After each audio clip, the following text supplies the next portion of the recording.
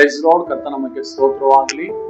ದೇವರು ಪ್ರತಿದಿನವೂ ತನ್ನ ವಾಕ್ಯದೊಟ್ಟಿಗೆ, ತನ್ನ ಮಾತುಗಳೊಟ್ಟಿಗೆ ನಿಮ್ಮನ್ನ ಬಲಪಡಿಸುತ್ತಾ, ನಿಮ್ಮನ್ನ ಆಶೀರ್ವಾದ ಮಾಡುತ್ತಾ ಬರುತ್ತಿರುವುದಕ್ಕಾಗಿ ಕರ್ತನಿಗೆ ಕೋಟಿ ಕೋಟಿ ಸ್ತೋತ್ರವಾಗಲಿ.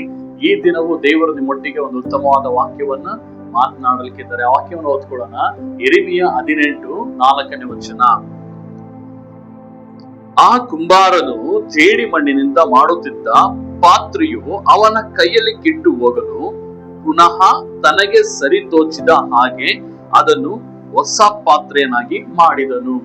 ಅದ್ರ ಕೆಳಗಡೆ ವಾಕ್ಯ ಹೇಳುತ್ತದೆ, ಈ ಕುಂಬಾರನು ಮಾಡಿದ ಪ್ರಕಾರವಾಗಿಯೇ ನಾನು ನಿಮಗೆ ಮಾಡಕೂಡದು. ಕರ್ತನು ಹೇಳ್ತಾ ಇದ್ದಾನೆ.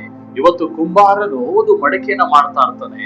ಆ ಮಡಿಕೆಯನ್ನು ಮಾಡುವ ಸಂದರ್ಭದಲ್ಲಿ ಅವನ ಕೈನಿಂದ ಏನಾಗ್ತದೆ, ಅದು ಕೆಟ್ಟೋಗ್ತದೆ, ಇಲ್ಲ ಒಡೆದೋಗ್ತದೆ, ಇಲ್ಲ ಏನೋ ಸರಿಯಾಗಿ ಬರೋದಿಲ್ಲ. ಆದ್ರೆ ಕುಂಬಾರನು ಅದು ಒಡೆದೋಯ್ತು, ಸರಿಯಾಗಿ ಬರ್ಲಿಲ್ಲ ಅಂತ ಆ ಮಣ್ಣನ್ನ ಎಸೆಯೋದಿಲ್ಲ. ಆ ಮಣ್ಣನ್ನ ಹಿಡಿತಾನೆ, ಮತ್ತೆ ತೆಗೆದುಕೊಳ್ತಾನೆ, ಮತ್ತೆ ಅದನ್ನ ಒಂದು ತನಗೆ ಯಾವ ರೀತಿ ಸರಿ ತೋಚುತ್ತೋ ಆ ಪಾತ್ರೆಯಾಗಿ ಮಾರ್ಪಡ್ತಾನೆ. ಪ್ರಿಯ ಸಹೋದರ ಸಹೋದರಿ, ಇಂದು ನೀನು ದೇವರ ವಿರುದ್ಧವಾಗಿ ಪಾಪ ಮಾಡಿ ನಿನ್ನ ಪಾತ್ರೆ ಎಂಬ ನಿನ್ನ ಜೀವಿತ ಒಡೆದು ಹೋಗಿದೀಯಾ?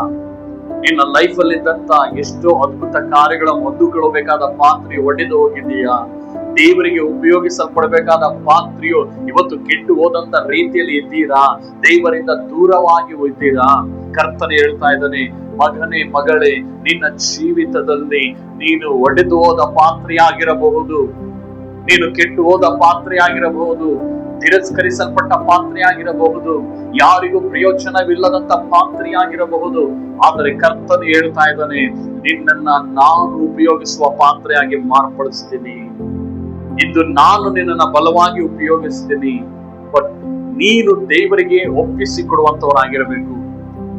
ದೇವರು ತನ್ನ ಮಕ್ಕಳನ್ನ ಯಾವತ್ತೂ ಸುಮ್ಮನೆ ಇರ್ಲಿಕ್ಕೆ, ಸುಮ್ಮನೆ ದೇವರನ್ನ ನಂಬುವುದಕ್ಕೆ ದೇವರು ಎಂದಿಗೂ ಆಯ್ಕೆ ಮಾಡೋದಿಲ್ಲ.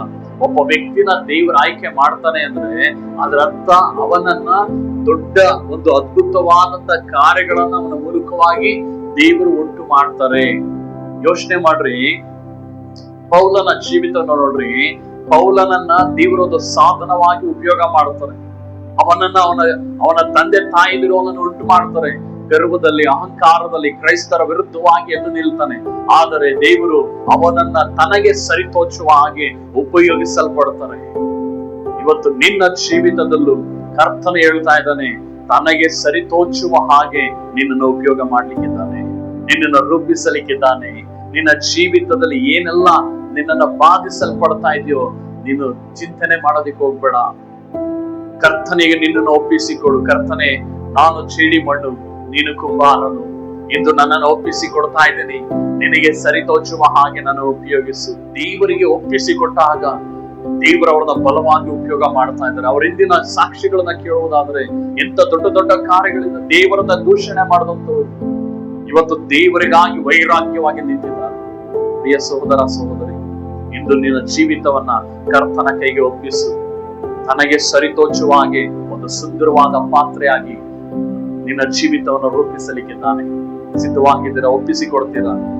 ಅಪ್ಪ, ನಾನು ಮಾಡಿದ ಎಲ್ಲಾ ಪಾಪಗಳನ್ನ ಕ್ಷಮಿಸಿ, ಇಂದು ನನ್ನನ್ನ ನಿನಗೆ ಅರ್ಪಣೆ ಮಾಡ್ತಾ ಇದ್ದೀನಿ, ನಿನಗೆ ಸರಿತೋಚುವ ಹಾಗೆ ನನ್ನನ್ನ ರೂಪಿಸು ಎಂಬುದಾಗಿ ದೇವರ ಹತ್ರ ಕೇಳಿಕೊಳ್ಳೋಣ, ಪ್ರಾರ್ಥನೆ ಮಾಡೋಣ. ಕಣ್ಣುಗಳನ್ನು ಮುಚ್ಚಿ. ಕರ್ತನೆ, ಯಾರೆಲ್ಲ ತಮ್ಮನ್ನು ದೇವರೇ ನಿನ್ನ ಮುಂಭಾಗದಲ್ಲಿ ಒಪ್ಪಿಸಿಕೊಡ್ತಾ ಇದ್ದರು, ಈ ದಿವಸವೇ ಯೇಸುವಿನ ನಾಮದಲ್ಲಿ ದೇವರೇ ಅವರು ಒಂದು ಸುಂದರವಾದ ಪಾತ್ರೆಯಾಗಿ ರೂಪಾಂತರಗಳ ಕರಗಳಿಗೆ ನಾವು ಒಪ್ಪಿಸಿಕೊಡ್ತಾ ಇದ್ದೀವಿ. ನಿಮ್ಮ ಸರಿತೋಚುವ ಹಾಗೆ ನಮ್ಮ ಎಲ್ಲಾ ಜೀವಿತವನ್ನು ರೂಪಿಸು. ಯಾರೆಲ್ಲ ತಲೆಗಳನ್ನ ಬಾಗಿ ಒಪ್ಪಿಸಿಕೊಡ್ತಾ ಇದ್ದರು, ದೇವರೇ ನಮ್ಮನ್ನ ರೂಪಿಸು ದೇವರೇ ಎಂಬುದಾಗಿ ನಿನ್ನ ಕರೆಗಳಿಗೆ ಒಪ್ಪಿಸಿಕೊಡ್ತಾ ಇದ್ದರು, ಅವರನ್ನು ಒಂದು ಅಂದ ಚಂದವಾಗಿ ಒಂದು ಪಾತ್ರೆಯಾಗಿ ರೂಪಿಸು ದೇವರೇ. ಇದುವರೆಗೂ ಉಪಯೋಗಿಸಲ್ಪಡದ ಪಾತ್ರೆಯು ದೇವರೇ ಇವರ ಜೀವಿತವನ್ನ ಇನ್ನು ಮುಂದೆ ಎಲ್ಲಾರು ಉಪಯೋಗಿಸಲ್ಪಡುವಂತ ಪಾತ್ರೆಯಾಗಲಿ, ಘನತೆ ಗೌರವವನ್ನು ಉಂಟು ಮಾಡುವ ಪಾತ್ರೆಯಾಗಿ ಮಾರ್ಪಡ್ಲಿಕ್ಕಂತಾನೆ. ಪ್ರತಿಯೊಬ್ಬೊಬ್ಬರು ಆಶೀರ್ವಾದದ ಪಾತ್ರೆಯಾಗಿ ಮಾರ್ಪಡಲಿಕ್ಕಂತಾನೆ. ನಿನ್ನ ಕೃಪೆಗಳಿಂದ ತುಂಬಿಸಿದ್ದಕ್ಕಾಗಿ ಸ್ತೋತ್ರ. ಒಂದು ಸುಂದರವಾದ ಪಾತ್ರೆಯನ್ನಾಗಿ ಇವರನ್ನ ರೂಪಾಂತರಗೊಳಿಸಿದ್ದಕ್ಕಾಗಿ ಸ್ತೋತ್ರ. ಯೇಸುವಿನ ನಾಮದಲ್ಲಿ ಪ್ರಾರ್ಥಿಸುತ್ತೇವೆ. ಆಮೆನ್.